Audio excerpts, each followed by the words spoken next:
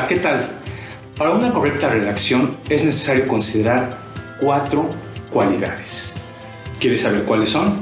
Con gusto las refiero a continuación, de acuerdo con el propósito de aprendizaje de este video.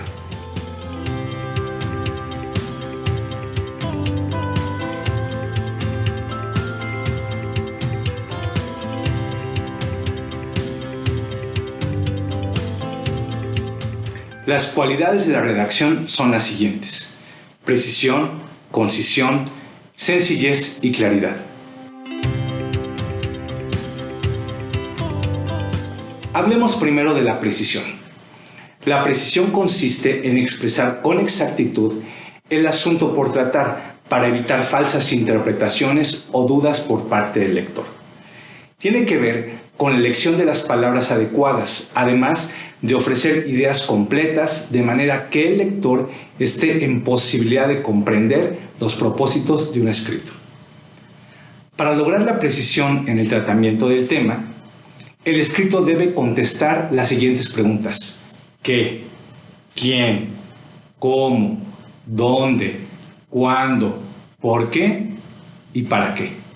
También en el escrito se deben evitar vocablos y formas gramaticales anfibológicas. Para utilizar de forma óptima la cualidad precisión, te recomiendo 3 cosas. 1. Evitar las palabras ambiguas con significados amplios. Analicemos la proposición siguiente. Muchos jóvenes tienen problemas. Tenemos que hacer algo para ayudarlos. ¿Cuántas preguntas deja esa oración sin contestar?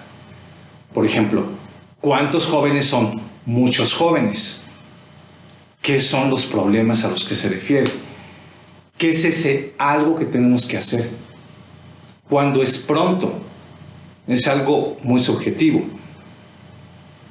Entonces, podríamos replantear esta oración de la forma siguiente. Por ejemplo, el 25% de los jóvenes son rechazados de las universidades públicas. Tenemos que formular una propuesta para atender esa problemática en, a más tardar, 28 días. ¿Ya ven qué diferente? Es importante precisar. Definitivamente, la falta de precisión limita la comunicación e incluso hace que las afirmaciones sean equivocadas. Les pongo más ejemplos de oraciones imprecisas. Todos los políticos son corruptos. Nunca me pones atención. Siempre me está molestando. No podríamos decir en estos casos que alguna de estas oraciones es correcta ni precisa, ni siquiera es cierta. Por ejemplo, no podríamos decir todos los políticos son corruptos, porque hay políticos de diferentes niveles, de diferentes funciones, y no podríamos nosotros conocer a todos para poder decir que el 100% de estos son corruptos. Seguramente habrá una gran cantidad de ellos que no lo son.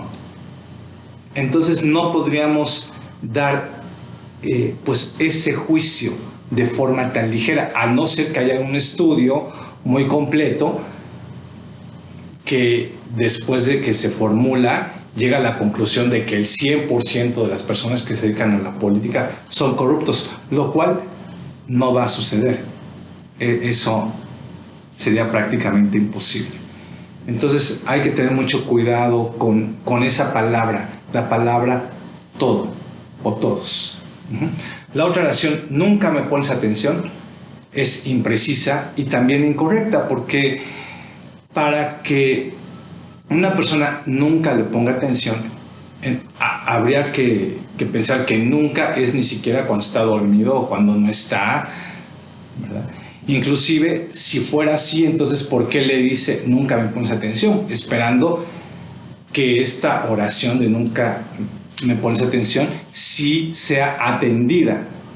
Entonces es un poquito como absurda. La otra oración, siempre me está molestando. También la molesta cuando se asea, cuando se duerme, cuando no está. ¿Verdad que esas palabras además de imprecisas, son falsas.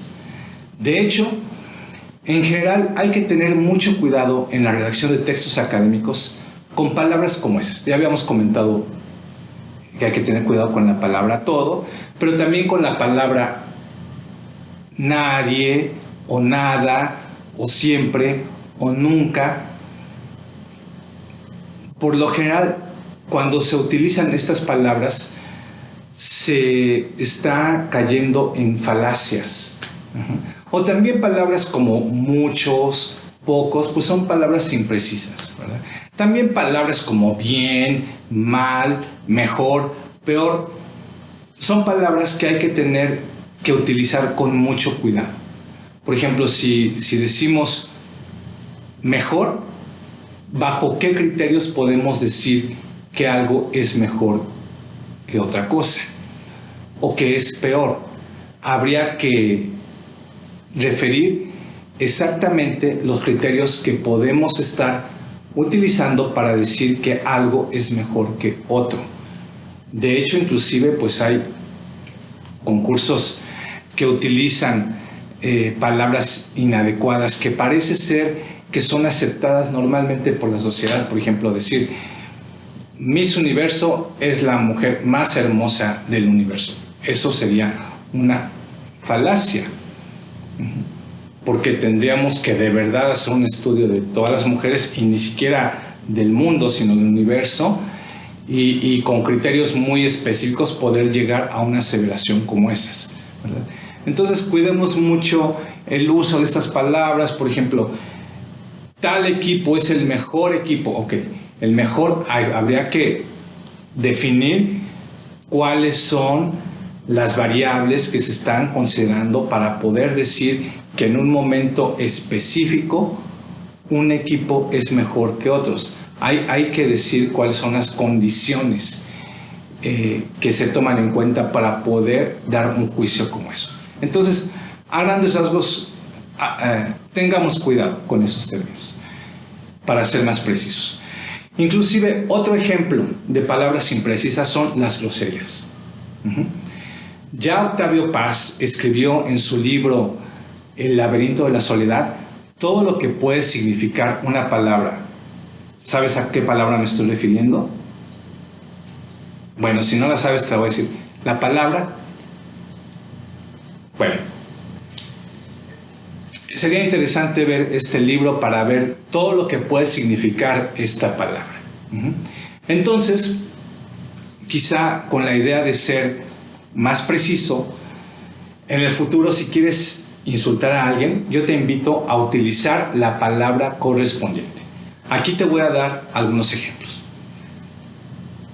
Fascineroso, farsante, patán, canalla, granuja, majadero, mentecato, mequetrefe, sonso, zángano, infame, marrullero, intrigoso, mustio, hipócrita, charlatán, mentiroso, burdo, cruel, indolente, desleal, traidor, vil, miserable, mendigo, perverso, interesado, codicioso, nefasto, negligente, necio, malintencionado, bandido, malvado, perezoso, despiadado, prepotente, abusivo, déspota, obsceno, libertino, putrefacto, ruin, vulgar, coscolino, disoluto, desgraciado, avaricioso, codicioso,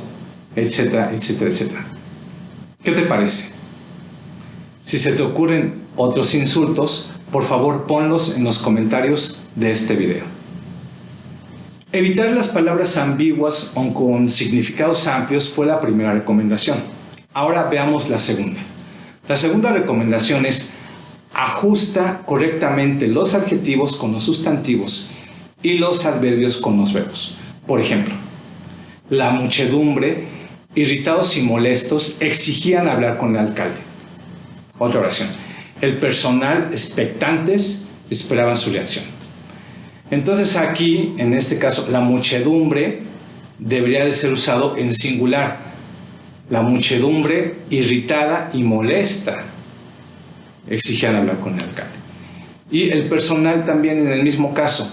Entonces la oración correcta sería: el personal expectante esperaba su reacción. Okay. La tercera recomendación es utilizar verbos con significado preciso. Para ello, te sugiero limitar el uso de verbos como decir, estar, hacer, poner, tener y ver. Por ejemplo, en vez de decir tuvieron que hacer una fosa, sería mejor decir tuvieron que cavar una fosa. O en vez de decir le hicieron a su héroe una estatua de mármol, sería mejor decir le esculpieron a su héroe una estatua de mármol. Y otro ejemplo, en vez de decir la anciana le dijo que siguiera su consejo, sería más preciso decir la anciana le sugirió que siguiera su consejo.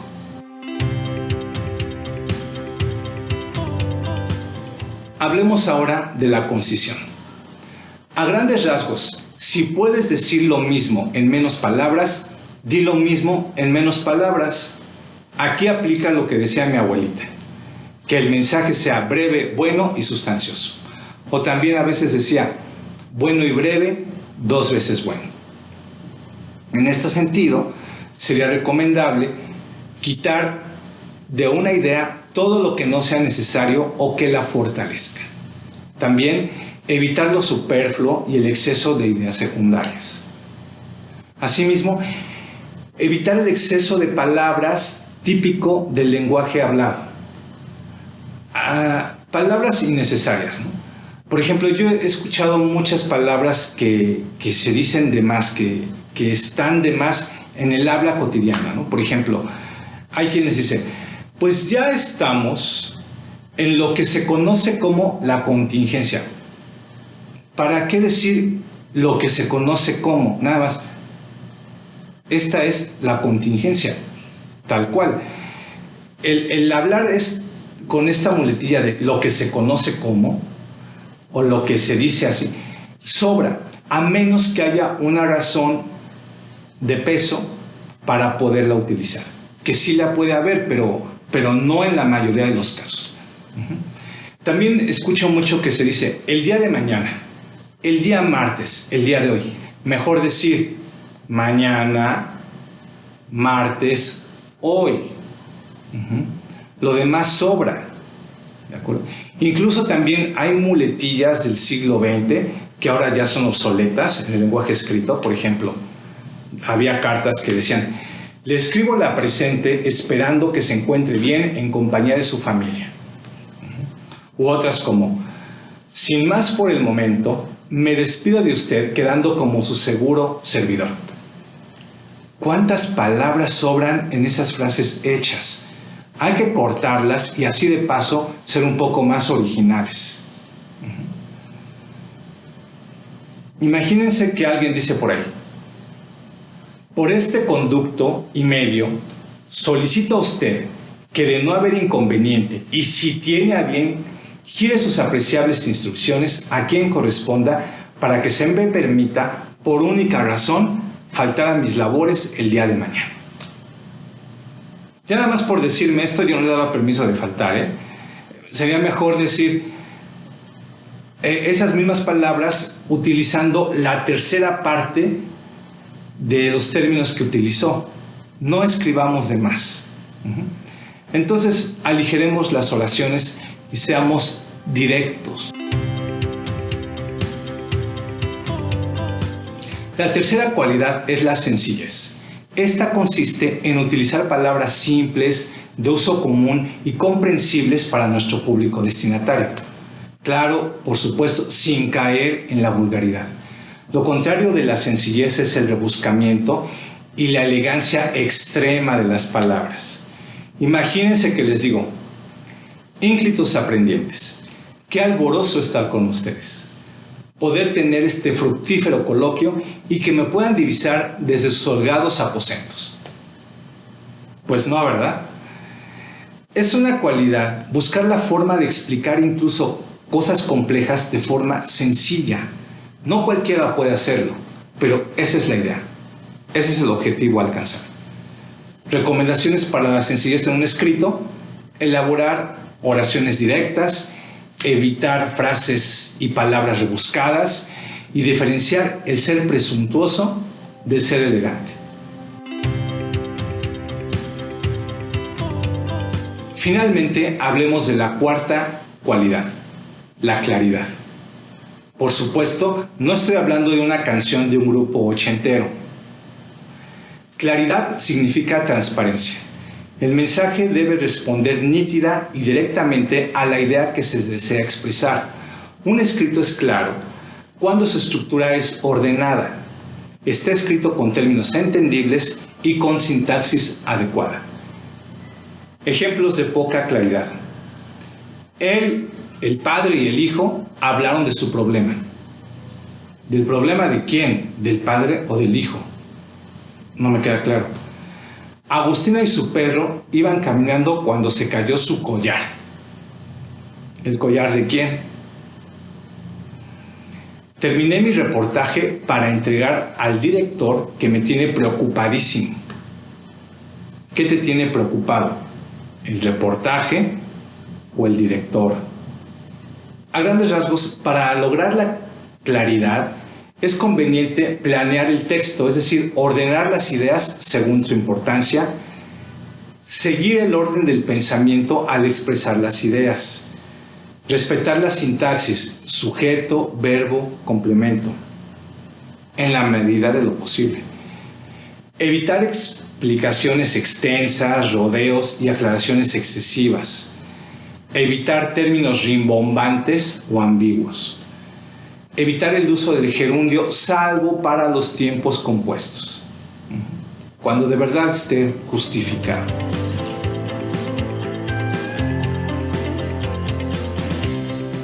¿Qué te parecen las cualidades de la redacción?